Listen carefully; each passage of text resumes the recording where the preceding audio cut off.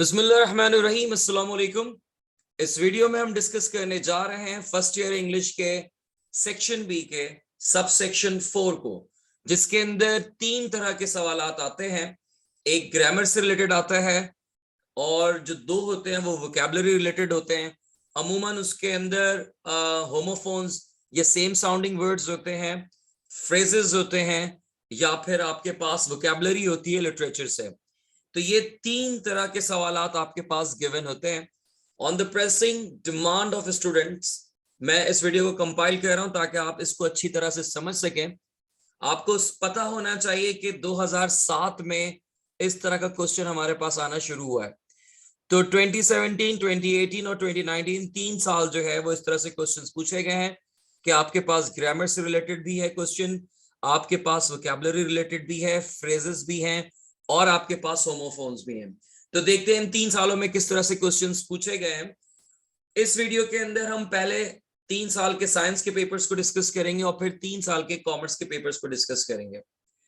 Let's see, 2019 में जो science का पेपर है उसके अंदर आपके पास ये जुमले आए हैं जिसके अंदर से आपने गलतियों को करेक्ट करना है।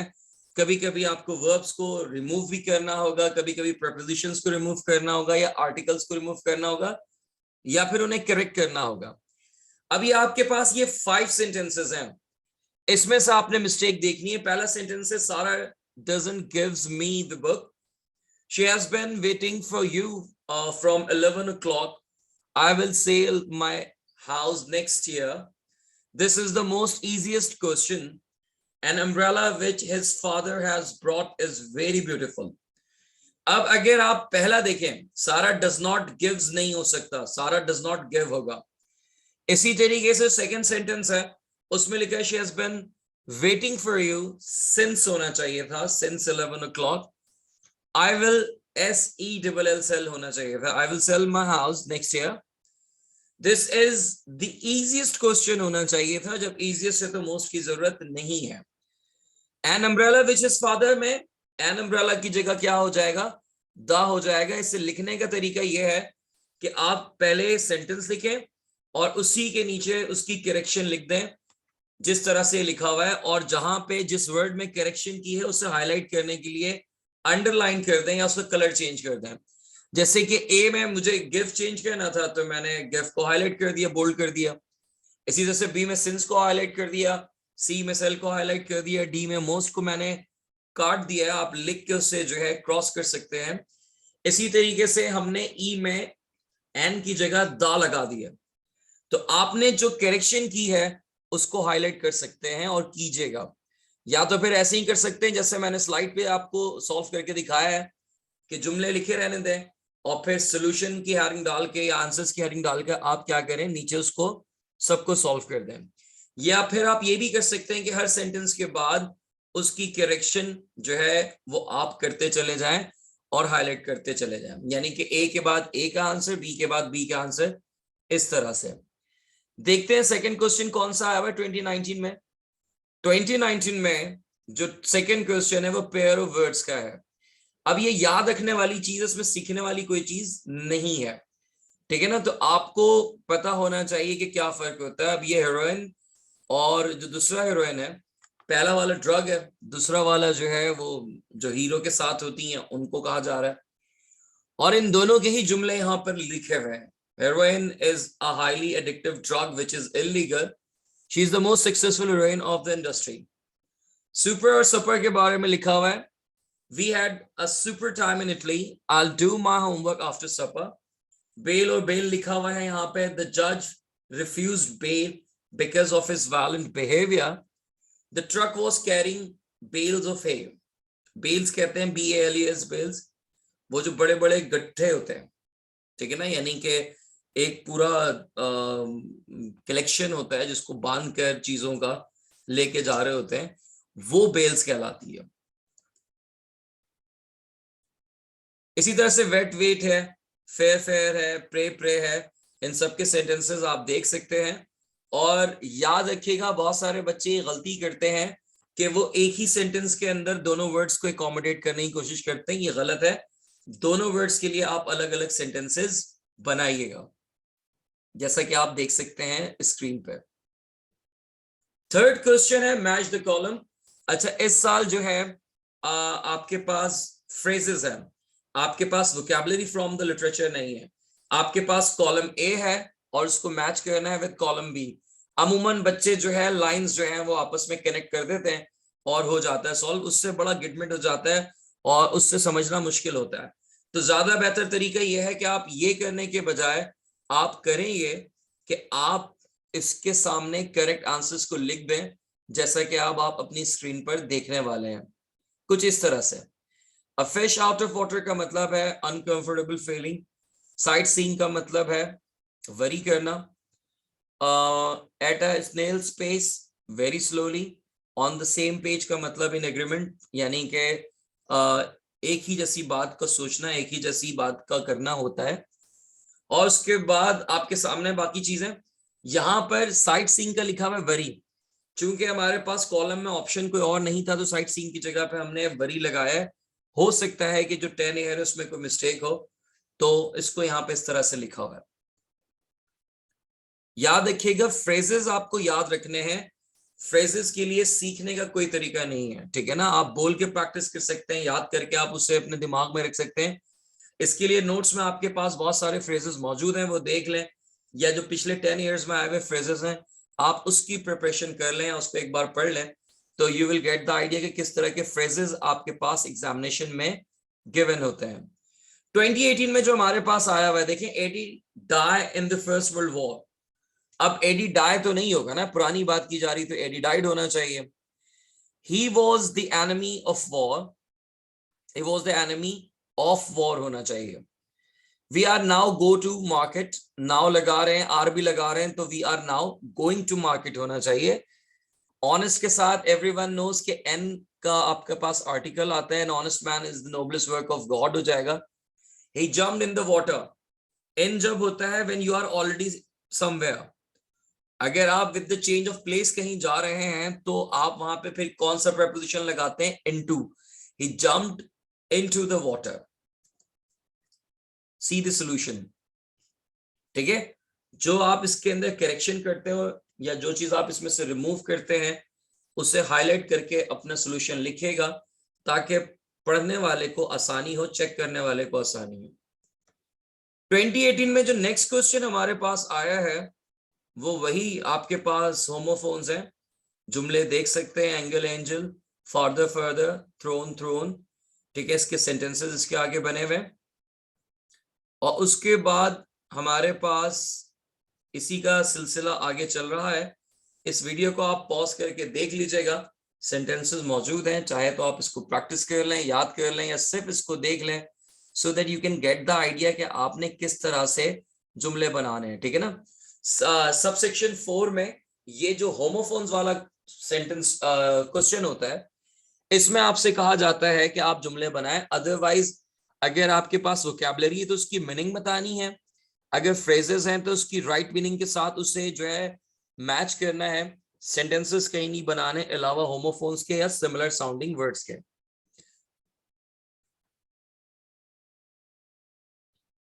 अब यहां पे देखें, कॉलम मैचिंग है। एंजाइटी के आगे रेस्टलेस लिखा हुआ, पग्नेशियस के आगे वेंट फॉर, वर्ज के आगे journey by C, got away का फीलिंग हैप्पी, और फ्रेटफुल का क्वेरलसम, एक्साइटेड का वरी। इसको उसी तरह से सॉल्व करेंगे जैसे मैंने आपको बताया था कि आपने जो है बजाय इसके कि इनको आपने आपस में कनेक्ट करना है लाइन डाल के, बल्कि ज्यादा बेहतर है कि जो राइट आंसर्स हैं उनको सामने लिख लें। जैसे एंजाइटी का वरी हो जाएगा, पग्नेशियस का हो जाएगा कर्लसम लड़ाकू, वॉयज का हो जाएगा journey by C, got away का हो जाएगा वेंट फॉर, फ्रुटफुल का हो जाएगा रेस्टलेस, और एक्साइटेड का हो जाएगा फीलिंग हैप्पी। ये वोकैबुलरी है, अब फ्रेजेस नहीं है आपके पास, ठीक है ना। और ये वोकैबुलरी जो है आपकी लिटरेचर से ली गई। आप देख रहे हैं ना कि कभी जो है वो आपसे फ्रेजेस पूछ रहे हैं और कभी आपसे लिटरेचर की वोकैबुलरी पूछ रहे हैं। ये ऑन एंड ऑफ जो है सवाल क्या होता रहता है, चेंज होता रहता है।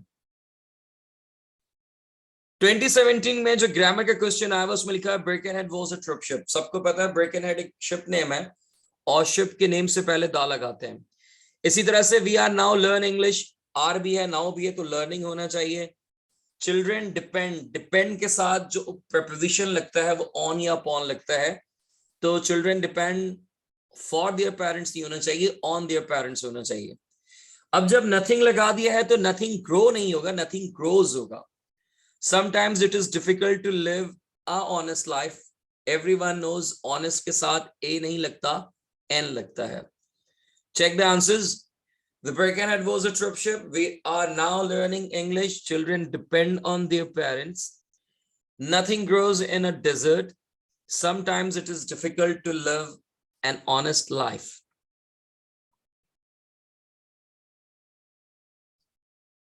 फिर आपके पास पेयर ऑफ वर्ड्स आ गए हैं। इनको पढ़ के मैं अपना टाइम नहीं वेस्ट करना चाहता, ना आपका टाइम वेस्ट करना चाहता हूं।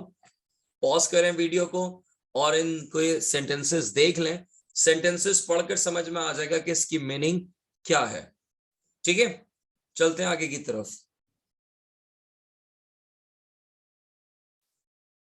अच्छा, ये याद रखिएगा, जरूरी नहीं कि रिपीट हो, लेकिन जो मैंने 3 साल साइंस के पेपर्स और 3 साल कॉमर्स के पेपर्स किए हैं, इसमें बहुत सारे होमोफोन्स रिपीट भी हुए हैं। तो ज्यादा बेहतर है कि होमोफोन्स की अगर आप तैयारी कर रहे हैं तो आप पास पेपर से ही इसको याद कर लें, तो बहुत मुमकिन है इसमें से चीजें क्या हो जाएं, रिपीट हो जाए। ऑब्वियसली बात है, ग्रामर से ऐसी एक्सपेक्टेशन नहीं रखिएगा, क्योंकि ग्रामर जो होती है वो अनसीन ही होती है और उसका रिपीटेशन जो है वो जरूरी नहीं होता। देखिए, इस साल आपसे जो है अगेन आपसे जो वर्ड्स पूछे गए हैं वो आपके लिटरेचर से पूछे गए हैं, और पूछा गया कि भाई इसकी मीनिंग बताएं। बच्चे अमूमन ये क्वेश्चन करते हैं कि क्या सर हम इसके अंदर उर्दू में मीनिंग लिख लें, तो पहले तो मेरा जवाब है नहीं। मैं चाहूंगा कि आप इसके जवाबात इंग्लिश में ही लिखें, लेकिन अगर ऐसा हो जाता है कि आपको उर्दू में समझ में आ रही है, इंग्लिश में समझ में नहीं आ रही, बहालत मजबूरी, फिर आप इसे उर्दू में लिखेंगे। अदरवाइज आपने पूरी कोशिश करनी है कि आप क्या करें, इसे इंग्लिश टू इंग्लिश में ही आप इसकी मीनिंग्स लिखें। ठीक है ना, तो ये सारे वर्ड्स आपके सामने हैं और इनकी मीनिंग भी आपके सामने है, इसे पढ़ लीजिए, आपको बेहतर तौर पर समझ में तमाम तर चीजें आ जाएंगी। मेरे ख्याल में साइंस के 3 साल कंप्लीट हो गए। अब हम कॉमर्स के पेपर्स को देखते हैं, और कॉमर्स के पेपर्स को देख के भी ऐसा लगता है कि कुछ खास डिफिकल्ट चीजें हमारे पास नहीं आ रही, ग्रामर उसी तरह से आ रही है। देखते हैं पहला सेंटेंस क्या है। The river Indus is not an only river in Pakistan. River Indus is not the only river होना चाहिए, एन ओनली रिवर सही साउंड ही नहीं करता। Each of the boys tries to give the best performance होना चाहिए। ठीक है, I go to college yesterday, yesterday बता रहा है कि ये पास्ट की बात हो रही है, तो आई गो टू कॉलेज तो होगा नहीं, आई वेंट टू कॉलेज होगा। He read the book for 2 hours, ये हो जाएगा he reads the book for 2 hours, या ये यूं भी लिखा जा सकता है he has been reading the book for 2 hours। We must respect to our elders. अब रिस्पेक्ट के साथ टू नहीं लगता, रिस्पेक्ट के साथ डायरेक्ट ऑब्जेक्ट आता है, तो ये हो जाएगा we must respect our elders. Here you can see the answers.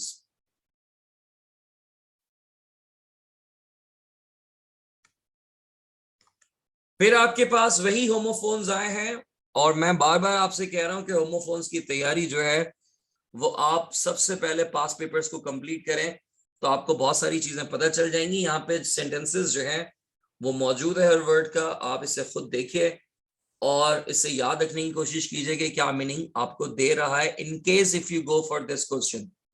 क्योंकि एक ग्रामर वाला क्वेश्चन तो आप करें, बहुत आसान आता है, ठीक है ना, फिर उसके बाद क्योंकि आपने 2 क्वेश्चंस इस सेक्शन से उठाने, तो या फिर आप होमोफोन्स पे काम करेंगे, या फ्रेजेस पे काम करेंगे, या फिर वोकैबुलरी फ्रॉम लिटरेचर पे काम करेंगे। मेरे ख्याल में वोकैबुलरी फ्रॉम लिटरेचर जो है बहुत ग्रेटर पार्ट है, बजाय उसको करने के आपको आपके लिए ज्यादा बेहतर होगा कि आप होमोफोन्स पे काम करें या सिमिलर साउंडिंग वर्ड्स पे काम करें। वो वर्ड्स जो इस वक्त आप देख रहे हैं, ये आपके लिए ज्यादा आसान हो जाएगा।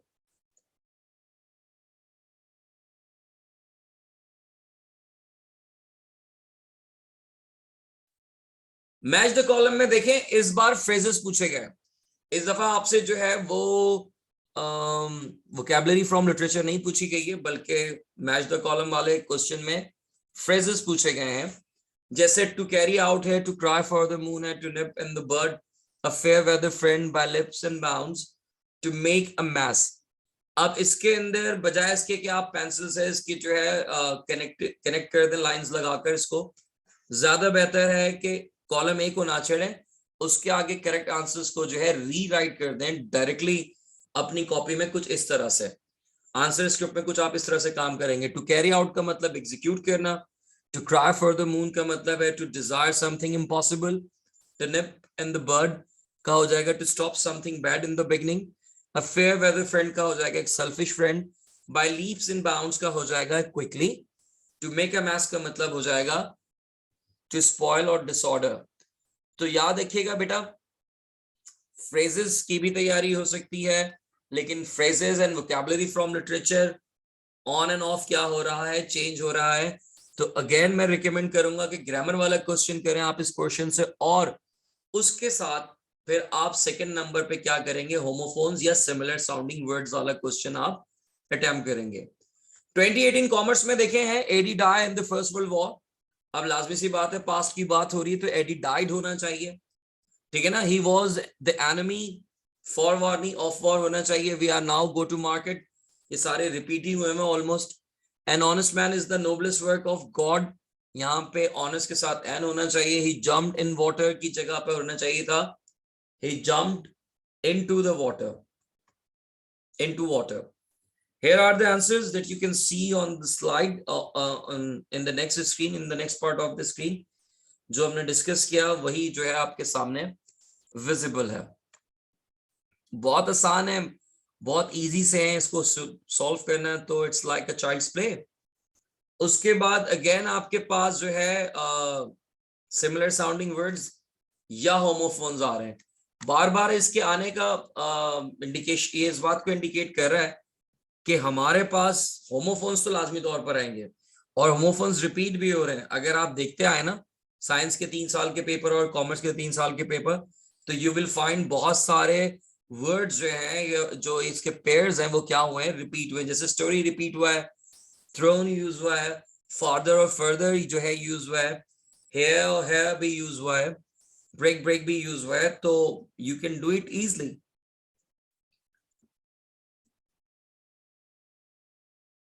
अपनी तैयारी को अच्छी कीजिएगा, और इनकी मीनिंग्स अगर आपको ना समझ में आए सेंटेंस पढ़ने के बावजूद भी, तो डिक्शनरी को जरूर देखिएगा, इससे आपको याद रखने में आसानी होगी और प्रिपरेशन भी आपकी स्ट्रॉन्गर हो जाएगी।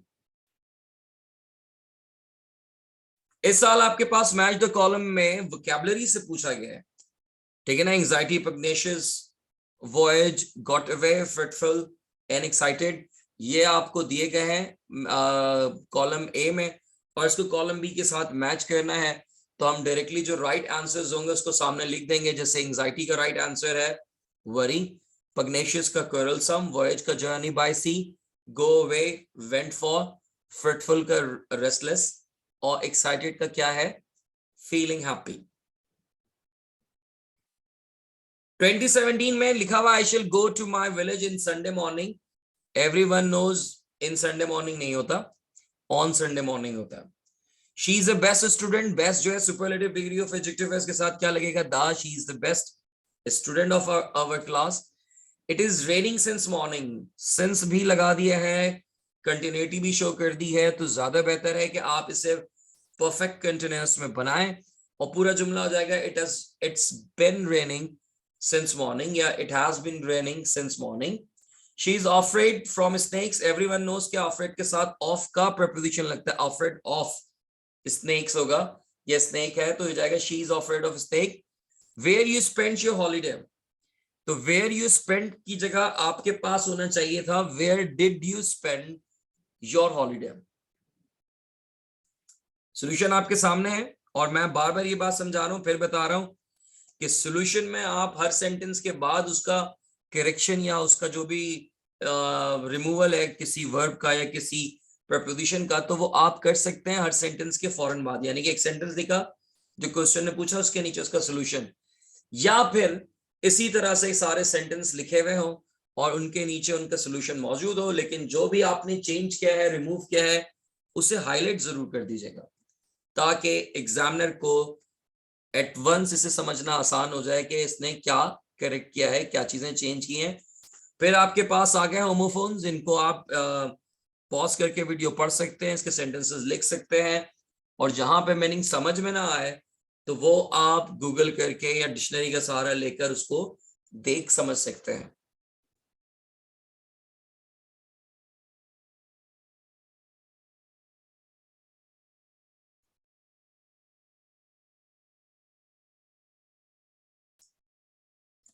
इस साल आपके पास जो आया है ये अगेन वोकैबुलरी है, और कहाँ से है? हमारी लिटरेचर से है, जैसे गिवन है। किसी बात को इनकार करते करते एग्री कर जाना, दैट इज गिविंग इन। ठीक है ना। लुक फॉर है तलाश करना, डिसीव माने है चीट करना, डिटेक्ट माने डिस्कवर करना, ब्रिंग टू बुक का मतलब है पनिश करना, स्टैंड फॉर माने होता है सपोर्ट करना, ऑल्ट्रिज्म है फिलैंथ्रोपी, और उसके बाद हसल एंड बसल है बिजी एंड chaotic एक्टिविटी, और स्टाइल का एंटागोनिस्टिक हो जाएगा, और ऑब्जेक्ट का मतलब कोई भी चीज है तो उसका आंसर होगा थिंग। ये वीडियो अपने ख्ताम को पहुंची। उम्मीद है कि इसने आपके विजन को क्लियर किया होगा और आपको समझना आसान हुआ होगा कि किस तरह से क्वेश्चंस सब सेक्शन 4 में पूछे जा रहे हैं और उनके साथ कैसे जो है आपको डील करना है। इंशाल्लाह ताला फिर किसी नई वीडियो में मुलाकात होगी, और एक रिक्वेस्ट आप सबसे है कि वीडियोस को शेयर जरूर किया करें, क्योंकि यही हमारा सबसे बड़ा रिवॉर्ड होता है कि ज्यादा से ज्यादा बच्चे इससे मुस्तफीद हो सकें। अपना ख्याल रखिएगा, सर को दुआ में याद रखिएगा। अल्लाह हाफिज।